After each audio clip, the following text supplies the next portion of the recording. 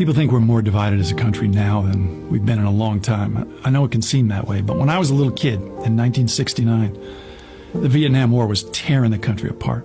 And they'd shot John F. Kennedy, and they'd shot Bobby Kennedy. They'd shot Martin Luther King and Malcolm X. And there was the Manson family and the Zodiac killer, and it just felt like the whole country had lost its mind.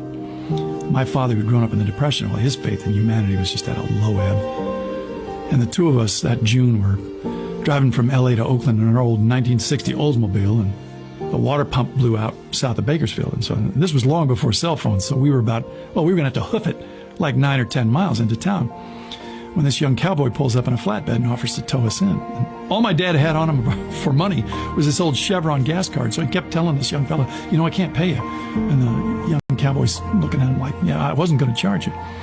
So he rolls us into town, and this is a Sunday, so nothing's open. So he has to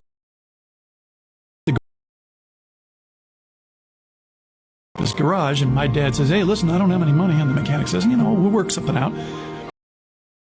Have the actual part, so now they got to go roust out the local auto parts store owner, and they bring him down. And my father's like, okay, we need to talk about how this is all going to get settled, because he just couldn't imagine anybody being this trusting about the money. So the cowboy says, look, if it'd make you feel better, I got a bunch of watermelons I need to get loaded onto my flatbed, and it's pretty hot work, and if you help me out, I'll pay for the part. So next thing you know, we're all unloading watermelons from inside a rail car. That's about 140 degrees. And 90 minutes later, we are soaked in sweat. And up rolls the car, just running like a top.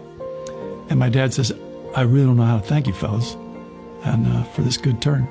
And we're turning to go, and the mechanic gets this look on his face and says, whoa, where do you think you're going? And you could see on my father's face just all the fear and distrust come to the surface. And he stiffened like a leopard. And the mechanic says, no. My wife's going to make us all Sunday dinner, and you and the boy can get a shower and a clean shirt, and it'll make the drive easier for all of us. So we sat down for the dinner of fried chicken from the chicken right over there, and corn on the cob from the corn right over there. Man, I got to tell you, we'll never have a meal that good ever again.